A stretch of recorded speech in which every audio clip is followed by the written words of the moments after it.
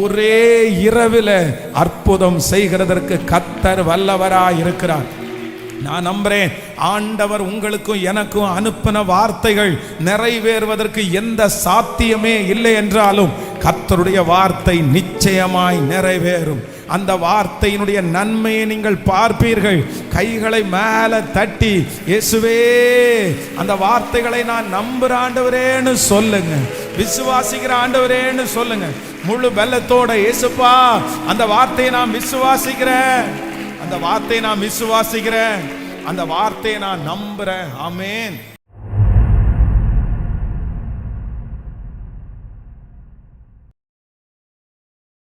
ஆண்டவர் பேதுருவை பார்த்து கேட்கும்போது, எனக்காக ஊழியம் செய்றியா அப்படின்னு ஆண்டவர் அவன்கிட்ட கேட்கல.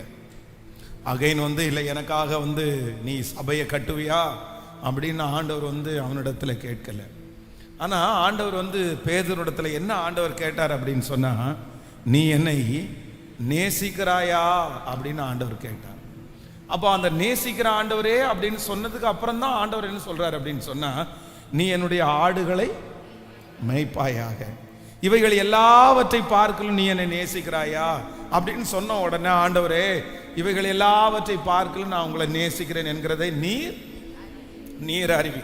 அப்ப ஆண்டவர் ரெண்டாவது அடுத்த ஒரு ப்ரமோஷன் என்ன கொடுக்கிறார் அப்படின்னு சொன்னா, சரி நீ என்னுடைய ஆட்டுக்குட்டிகளை மேய்ப்பாயாக. அப்போ அவர் முதல்ல அவருக்கு வேலை செஞ்சதுனால அவன் நேசிக்கல, அவன் நேசிச்சதுனால ஊழியம் செய்கிறவனாய் மாறினான். அப்போ நம்முடைய வாழ்க்கையில ஆண்டவருடைய பிள்ளைங்க ரொம்ப கவனமா இருக்கணும். ஆண்டவர் இதெல்லாம் தந்ததுக்கு அப்புறம் நான் உங்களை நேசிக்கிறேன், நான் உங்களை நேசிக்கிறேன், நான் உங்களை நேசிக்கிறேன்.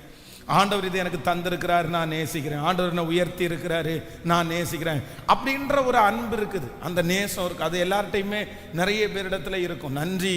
நம்ம பொதுவாக நம்ம வீட்டில் வளர்த்துற நாய் கூட என்னவா இருக்கும் அப்படின்னு சொன்னால், அந்த எஜமானனை பார்க்கும்போது வாலாட்டுது. அவங்க உள்ள வரும்போது அவங்க அந்த சந்தோஷத்தை வெளிப்படுத்துது. காரணம் என்னன்னா, என்னுடைய எஜமானன் எனக்கு ஆகாரம் கொடுக்கிறாரு அப்படின்ற ஒரு நன்றி உணர்வு. ஆனால் தூரத்தில் வெளியே உள்ளவங்களை பார்த்து அப்படி செய்யாது. அதனால ஆண்டவருடைய பிள்ளைகளே, ஃபர்ஸ்ட் ஆண்டவர் என்னிடத்துல நம்ம இடத்துல என்ன எதிர்பார்க்கிறார் அப்படின்னு சொன்னா, மற்ற எல்லாவற்றை காட்டிலும், எல்லாத்தையும் நீங்க செய்கிறத காட்டிலும் ஆராதனை அப்படின்றது எதுல வரணும் அப்படின்னு சொன்னா, அவர் மேல வச்சிருக்கிற அன்புனால தான் ஆராதனை வரணும். அந்த ஆராதனை தான் வல்லமை உள்ள ஆராதனையா இருக்கும்.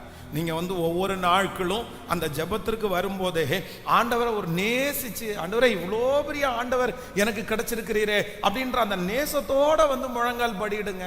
அந்த நேசத்தோட ஆராதிக்க ஆரம்பிங்க. உங்க ஆராதனை பரலோக ஆராதனையாய் மாறும். ஆராதனையில பெரிய வல்லமை இருக்கிறது. ஆராதிக்கிறவர்கள் நிச்சயமாக ஆசீர்வதிக்கப்படுவார்கள். ஆராதனை அப்படின்றது எந்த மனுஷனையும் பிரகாசிப்பிக்க பண்ணும்.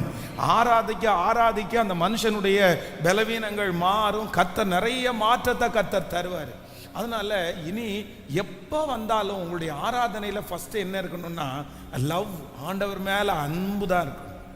ஆண்டவர் மேல அன்பு இருக்கணும். அந்த அன்போட சேர்ந்து ஆராதிக்கும் போது அந்த ஆராதனை நமக்கு மிகவும் பலனுள்ள ஒரு ஆராதனையாய் மாறும். ஆமேன்.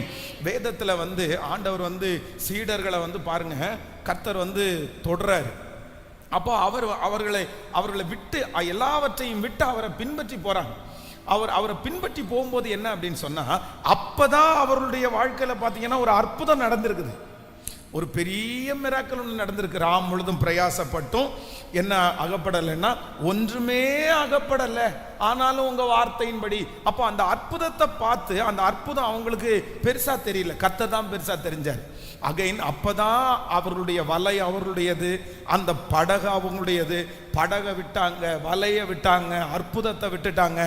எல்லாத்தையும் விட்டுட்டு அந்த ஸ்பாட்லே என்ன பண்றாங்கன்னா, நீர் எனக்கு போதும் ஆண்டவரேன்னு அவரை பின்பற்றாங்க.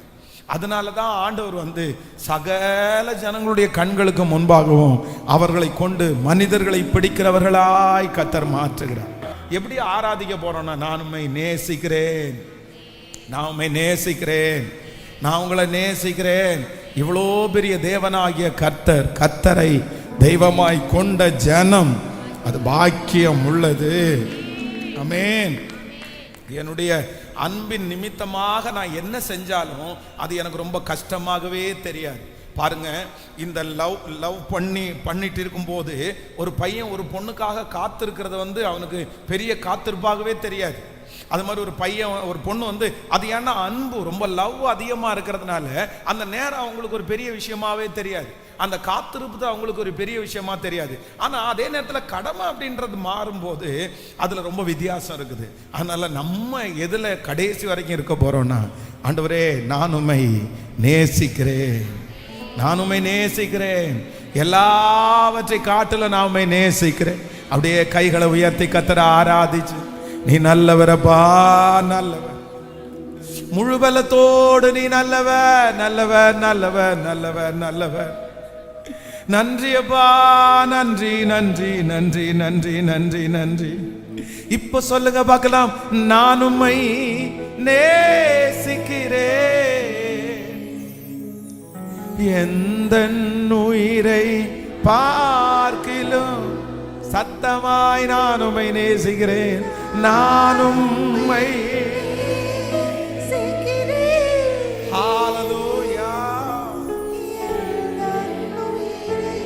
பார்க்கிலும் ஆராதிப்பேன் உம்மை, நான் உம்மை மனதோடே சொல்லு, ஆராதிப்பேன் ஆராதிப்பேன் உம்மை, நான் உம்மை மனதோடே சொல்லுவ, நான் உம்மை நேசிக்கிறேன், நான் உம்மை நேசிக்கிறேன், சத்தமா எந்த உயிரை பார்க்கிலும் நான் உம்மை நேசிக்கிறேன், ஹல்லேலூயா, எந்த உயிரை பார்க்கிலும் ஆராதிப்பேன் ஆராதிப்பேன் உம்மை, நான் உம்மை மனதோடே ஹல்லேலூயா ஆராதிப்பேன் உம்மை, நான் உம்மை மனதோடே. நேசரே நேசரே திரு பாதம் அமர்ந்தே நின்மதி நின்மதியே ஆர்வமுடனே ஆர்வமுடனே பாடி துதிப்பேன், ஆனந்தம் ஆனந்தமே ஆர்வமுடனே ஆர்வமுடனே பாடி துதிப்பேன், ஆனந்தம் ஆனந்தமே. கைகளை உயர்த்தி அடைக்கலமே அடைக்கலமே அதிசயமே நன்றி அப்பா நன்றி இயேசுவே நன்றி. சத்தத்தை உயர்த்தி அடைக்கலமே தகப்பனே, நீர் ஒருவரே நல்லவரா. ஓ நன்றி அப்பா, ஹல்லேலூயா.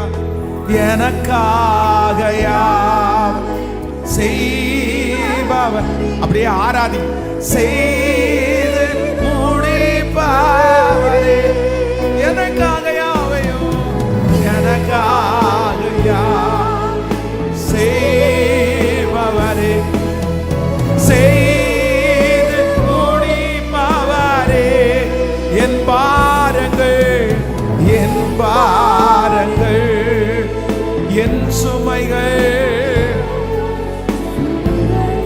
ஓ என் பாரங்கள் அப்பா என் சுமைகள் உம் பாதத்தில்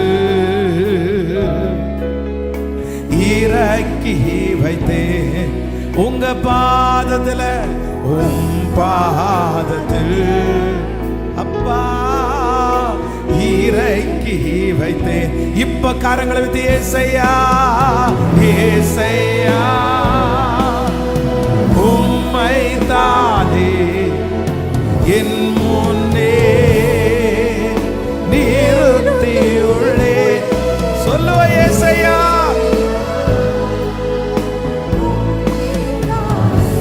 அப்பா என் முன்னே நிறுத்தியுள்ளே. ஏசையா உம்மை தானே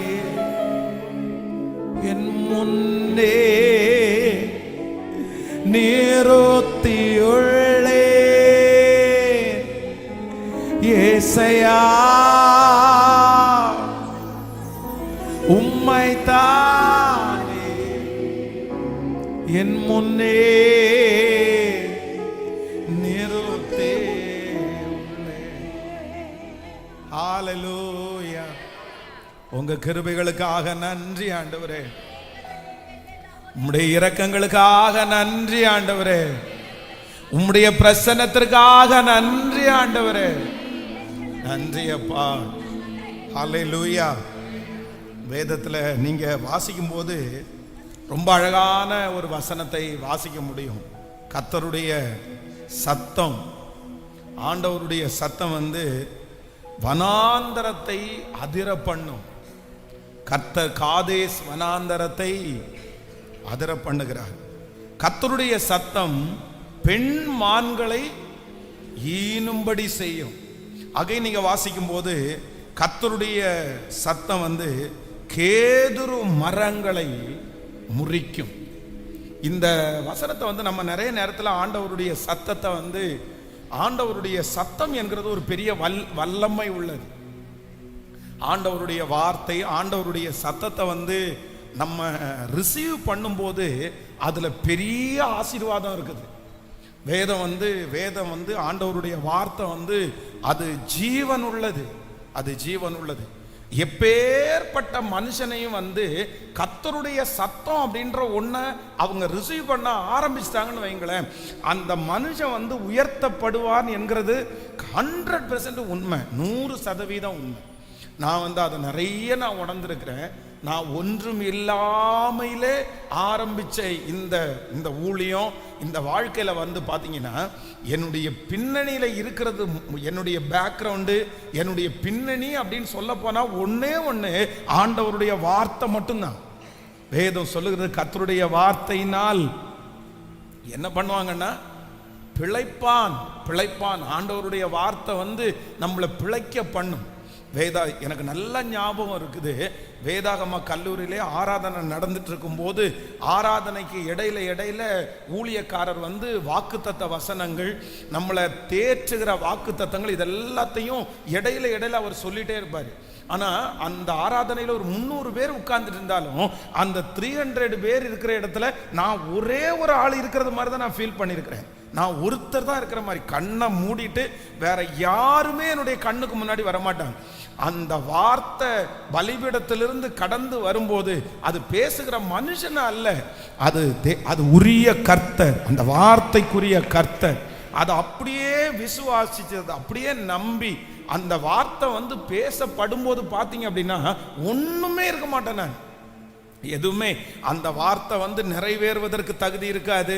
அந்த வார்த்தை நிறைவேறுமான்ற ஒரு பெரிய டவுட்டுக்குள்ளதான் நம்ம இருப்போம். ஆனா அந்த வார்த்தையை அப்படியே ஆமேன், இது எனக்காக தான் ஆண்டவரே, நீங்க நினைச்சீங்கன்னா இந்த மாதிரி பண்ண முடியும், இந்த வார்த்தை என் வாழ்க்கையில வெற்றி அப்படின்னு அப்படியே ரிசீவ் பண்ணி மனசார ஏத்துக்கிட்டு சத்தமா ஒரு பக்கத்துல ஆமேன் சொல்லுவோம், ஒரு பக்கத்துல கை தட்டுவேன், ஒரு பக்கத்துல கண்ணில தாரதாரையா கண்ணீர் ஊற்றும். ஆனா ஒரு சில ஆண்டுகளுக்குள்ளே என்னுடைய கண்கள்ல பார்க்கும்போது அத்தனை வாக்குத்தத்தமும் என்னுடைய வாழ்க்கையில் அப்படியே நிறைவேறி இருக்கிறத நான் உணர்ந்திருக்கிறேன். அதனால ஆண்டவருடைய சத்தம் நமக்கு ரொம்ப முக்கியமானது. அதனால ஒரு தேவனுடைய பிள்ளை வந்து ஆண்டவருடைய சத்தத்தை வந்து அப்படியே ரிசீவ் பண்ணணும். அந்த ஆண்டவருடைய வார்த்தைகளை வந்து நீங்க ரொம்ப நம்புறவர்களா மாறணும். ஜாய்ஸ் மேயரை குறித்து உங்களுக்கு நிறைய டைம் சாட்சி சொல்லி இருக்கிறேன்.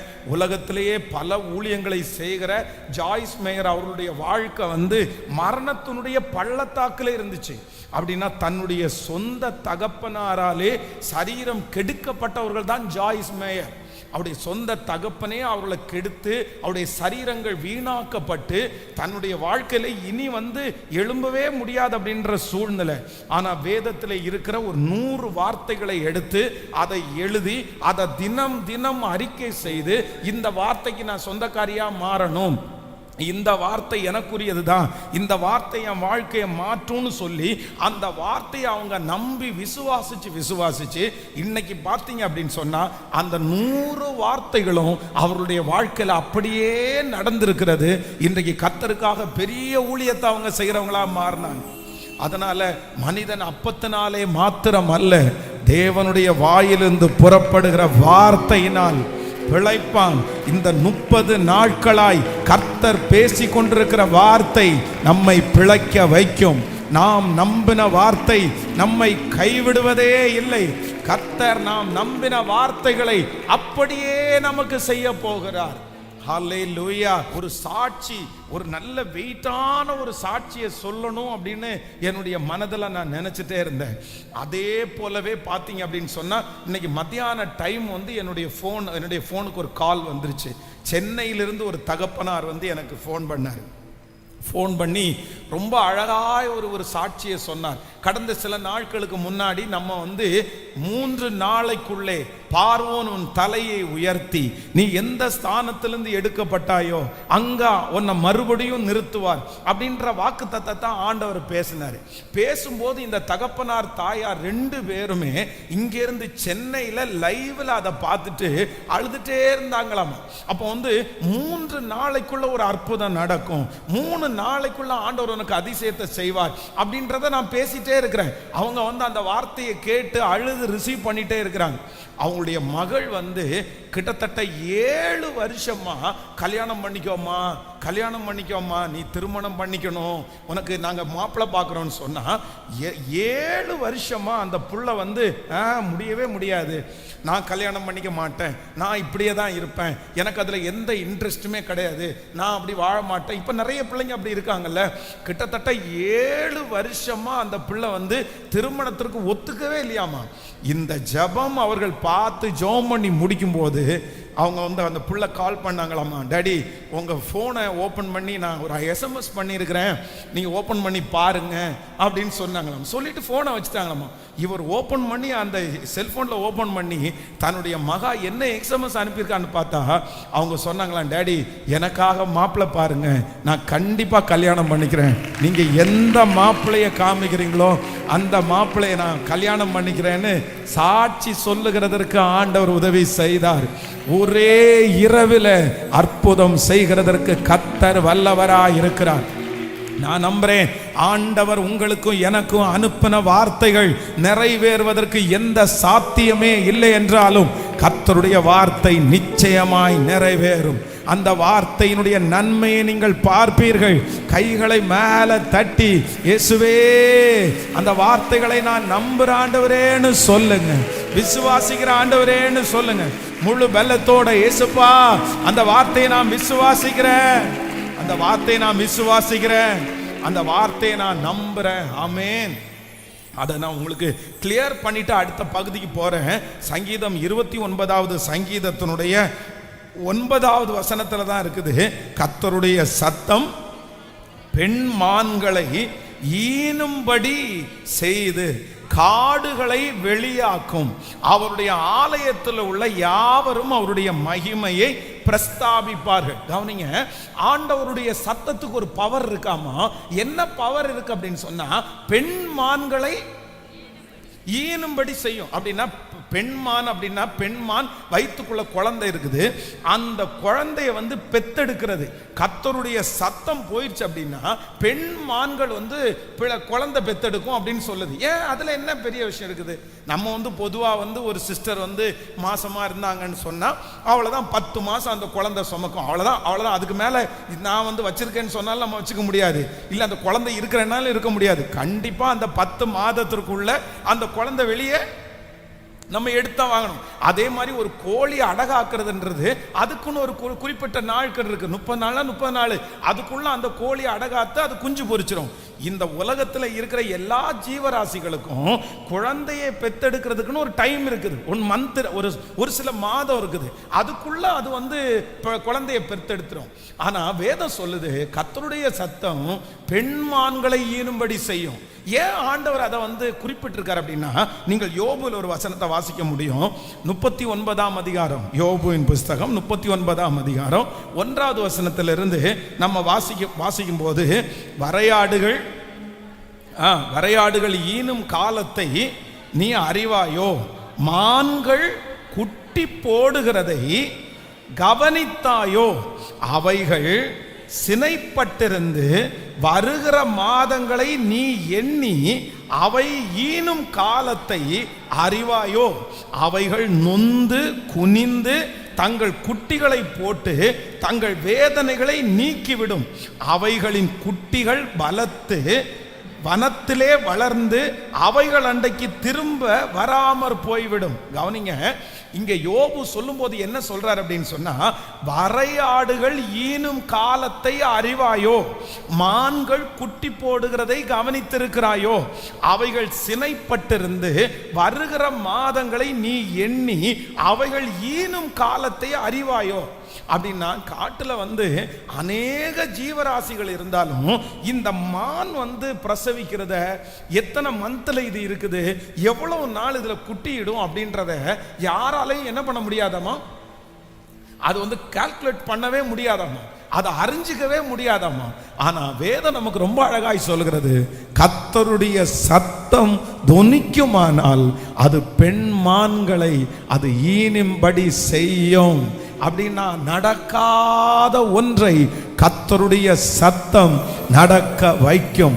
மனுஷனுடைய சிந்தனைக்கு அப்பாற்பட்டதை, மனுஷனுடைய யோசனைக்கு அப்பாற்பட்டதை, மனுஷனுடைய கணிப்புக்கு அப்பாற்பட்ட ஒன்றை, மனிதனால் செய்ய முடியாத ஒன்றை கர்த்தருடைய சத்தம் கண்டிப்பாக செய்து முடிக்கும்.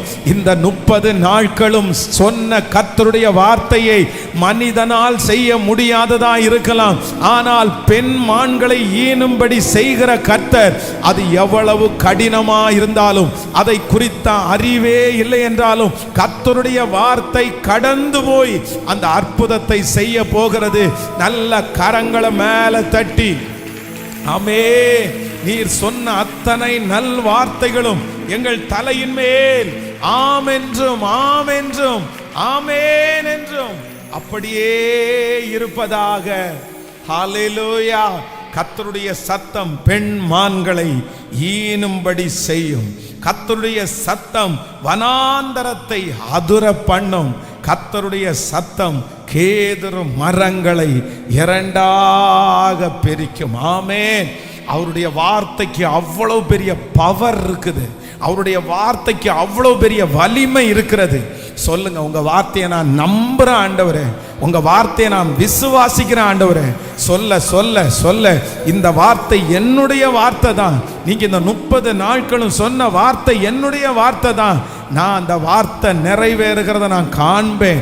சொல்லுங்க, அந்த வார்த்தை நிறைவேறுகிறத நான் காண்பேன். வானம் ஒளிந்து போகலாம், பூமி ஒளிந்து போகலாம், ஆனா உங்க வார்த்தை அது மாறாதுன்னு நான் நம்புறேன் ஆண்டவரே. அந்த வார்த்தையை நான் விசுவாசிக்கிறேன். சொல்ல சொல்ல அந்த மகிமை. ஆமென். அந்த வார்த்தை எனக்கு சொந்தமானது. உங்க வார்த்தையை நான் நம்புறேன் ஆண்டவரே. நீர் சொல்ல ஆகும், நீர் கட்டளை இட நிற்கும். உம்முடைய வார்த்தைக்கு வல்லமை உண்டு, உம்முடைய வார்த்தைக்கு மகிமை உண்டு. உம்முடைய வார்த்தை சொன்னதை செய்து முடிக்கும். ஆமென். அவருடைய வார்த்தை உன்னதமானது, அப்போ ஆண்டவருடைய பிள்ளைகள் வந்து நீங்க இனி இருக்கிற நாளும் அப்படிதான். அந்த வார்த்தையை என்ன பண்ணணும் அப்படின்னு சொன்னா, அப்படியே நீங்க அணைச்சுக்கிட்டு இந்த வார்த்தை எனக்குரியது அப்படின்னு 100% அப்படியே நீங்க நம்பணும். அப்படியே நீங்க நம்பணும். அந்த வார்த்தையிலே நீங்க ஸ்ட்ராங்கா நிக்கணும். அந்த வார்த்தையை நீங்க எப்பொழுதுமே அந்த வார்த்தை நடக்காதுன்ற அந்த சூழ்நிலை உங்களுக்கு வரவே கூடாது. அந்த வார்த்தை கர்த்தர் சொன்ன வார்த்தை. அவர் உங்களுக்கு சொன்னதை செய்யும் அளவும் கர்த்தர் உங்களை கைவிடுவதே இல்லை. யோசேப்புக்கு சொன்ன வார்த்தையை கர்த்தர் நிறைவேற்றினார். அவர் தாவீதுக்கு ஆணையிட்டதை கர்த்தர் நிறைவேற்றினார். இதை ரொம்ப நல்லா அறிஞ்சு வச்சிருந்தது யாரு தெரியுமா?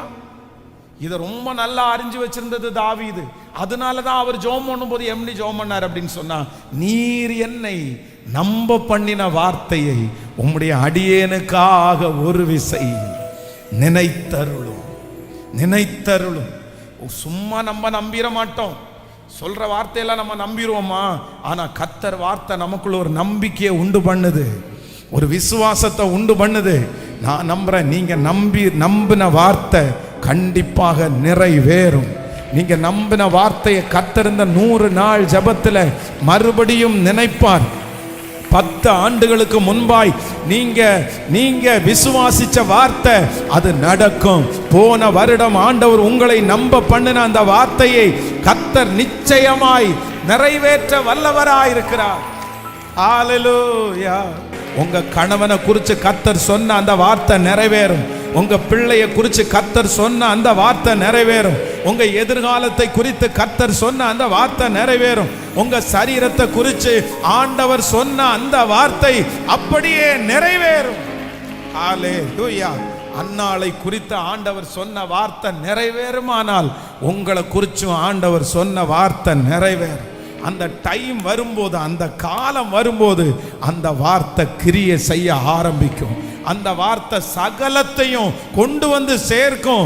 அவருடைய வார்த்தைக்கு அவ்வளோ பெரிய வலிமை இருக்குது. கையை உயர்த்தி ஒரு 5 டைம் சொல்லுவோம், உங்க வார்த்தையை நான் நம்புற ஆண்டவரேன்னு சத்தமா. Yes yes. Hallelujah. Hallelujah. Hallelujah. Hallelujah. Hallelujah. Hallelujah. அவருடைய வார்த்தை, அவருடைய வார்த்தை, அவருடைய வார்த்தை அப்படியே அப்படியே அப்படியே ஆம் என்றும் ஆமேன் என்றும் நிறைவேறும். ஹல்லேலூயா.